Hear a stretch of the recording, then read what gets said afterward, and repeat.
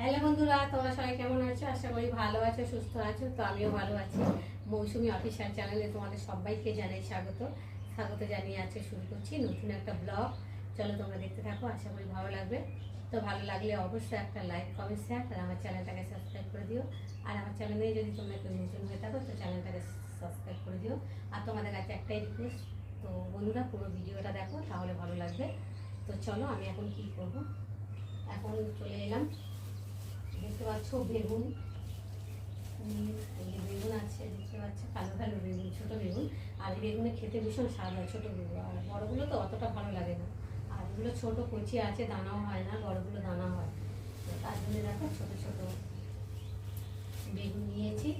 আর এখানটা নিয়েছি দেখতে পাচ্ছ, শাকটা দেখে বুঝতে পারছি কী শাক। এটা হচ্ছে লাউ শাক।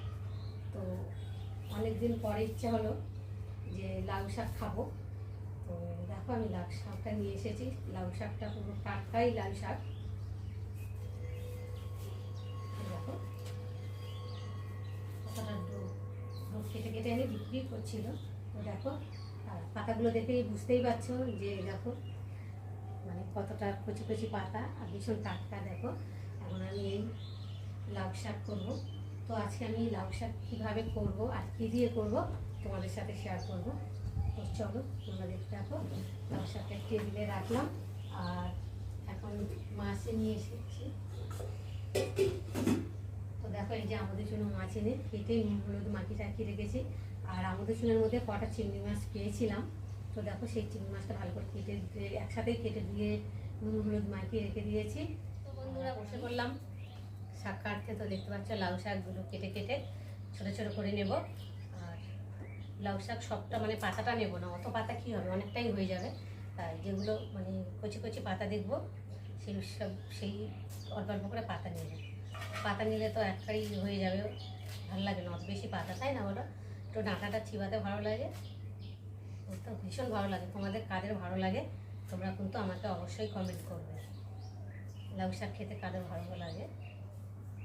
লাউ শাক আরও পোস্ত দিয়ে করলেও ভালো লাগে, চিংড়ি মাছ দিয়ে করলেও ভালো লাগবে। তো মানে যাতে দিয়ে করবে, নিরামিষ করলেও ভালো লাগে, তাই না বলো বন্ধুরা?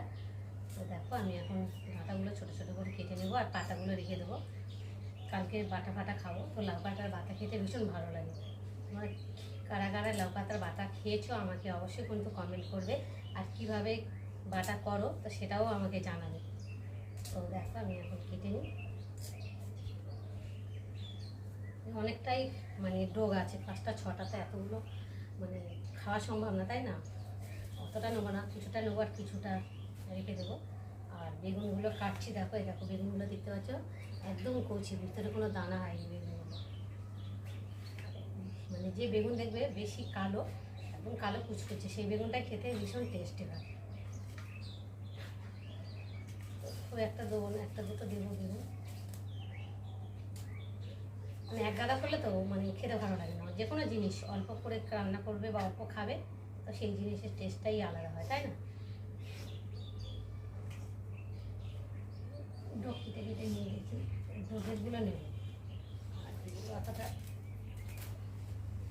ওটা রেখে দেবো আর এই ডোকগুলো নেবো। 4-5টা এরকম ডোক নিলে হয়ে যাবে, তাই না বলো? কাটাকুটি করে চলে এলাম রান্নায়। তো দেখো ভাত বসিয়েছি, ভাত হচ্ছে। আর এখন তাওয়াটা বসিয়েছি, গরম হয়ে গেছে, মাছটা ভাজবো। এবার তেল দেব, তেলটা গরম হোক ততক্ষণ। তো চলো আছে আমি কী রান্না করব। তো দেখতে পাচ্ছ আমাদের চুনো মাছের ঝাল করব আলু বেগুন দিয়ে। আর এখানটায় দেখতে পাচ্ছ লাউ শাক কেটে ধুয়ে ভালো করে পরিষ্কার করে ধুয়ে টুয়ে নিয়ে এলাম, এখন জল ঝাড়াতে দিয়েছি। আর এই যে চুনো মাছ দিয়ে করবো, আলু বেগুন কেটে নিয়েছি সরু সরু করে। আর মশলা করে নিয়েছি দেখতে পাচ্ছ, পেঁয়াজ কুচিয়ে নিয়েছি, জিরে বেটে নিয়েছি, রসুন বেটে নিয়েছি, আদা বেটে নিয়েছি, আর কটা কাঁচা লঙ্কা চেরা নিয়েছি। গুঁড়ো লঙ্কা দেবো একটু, মাছের ঝোলে একটু গুঁড়ো লঙ্কা না দিলে ভালো লাগে না, তাই না বলো বন্ধুরা? আর নিয়েছে টমেটো আর দুটো পেঁয়াজ কুচি। তো দেখতে পাচ্ছ আর এখন আমি রান্না করব। তো চলো দেখো তেলটা গরম হয়ে গেছে আর ধোঁয়া উঠছে। এখন মাছগুলো একে একে দিয়ে ভেজে হয়ে গেছে আর আমি তুলে নিয়েছি। আর এখন তাওয়াতে তেল দিয়েছি, একটু চিংড়ি মাছ রয়েছে দেখো সেটা একটু ভেজে নেব। তো চলো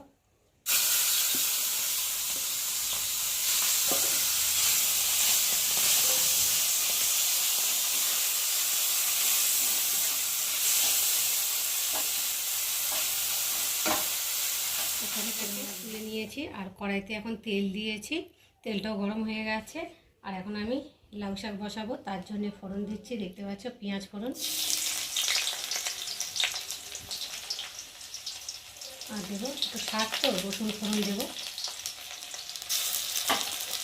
রসুন আর পেঁয়াজটা একটু ভালো করে ভেজে নেব।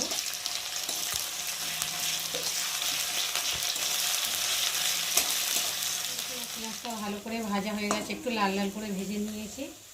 আর এখন দেবো কটা কাঁচা লঙ্কা, আর দেবো আলু বেগুনটা একটু ভালো করে তেলের মধ্যে ভেজে নেব।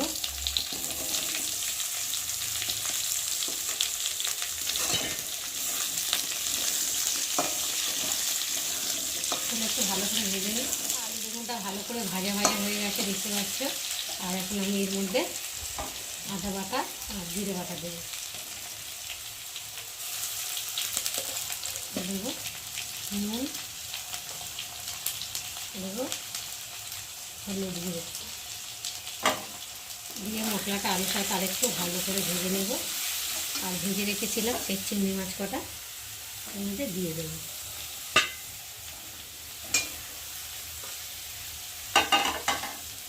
দিয়ে ভালো করে কষিয়ে নেব। মশলাটা কষানো হয়ে গেছে, আর আপনি এখন কেটে রাখা লাউ শাকগুলো দিয়ে দেবো।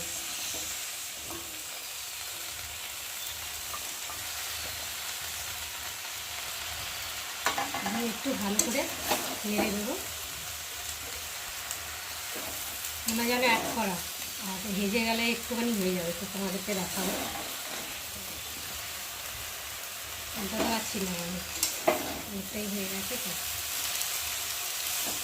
চলে এলো 5 মিনিট পরে, তো ঢাকাটা খুলে দেখি, তো দেখতে পাচ্ছ কতটা কমে গেছে, হেজে গেছে।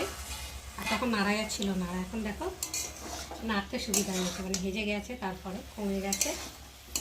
দেখো ভালো করে একটু নেড়ে একটু কষিয়ে নেবো। আবার কষানো হয়ে গেছে, আর এখন আমি জল দিয়ে দেবো অল্প করে।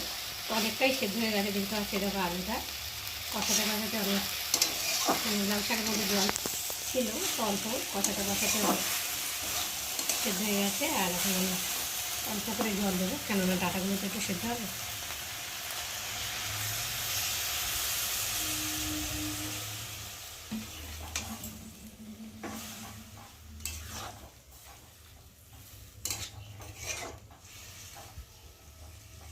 লাউ শাক রান্না করা হয়ে গেছে, আর এখন আমি নামিয়ে নেব। নামাবার আগে একটু ময়দা দিলাম অল্প করে, তো ময়দা দিলে একটু আঠালো ভাব হয়, খেতেও ভীষণ ভালো লাগে, টেস্টও হয়।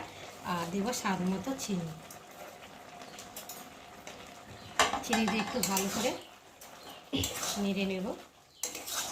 একটু ফুটাতে দিতে হবে, কেননা চিনিটা দিয়েছি তো গলবে, তার জন্য একটু ফুটিয়ে নিয়েছি। আর এখন আমি নামিয়ে নেব। তো গ্যাসটা একটু বন্ধ করে রাখি। তো চলো,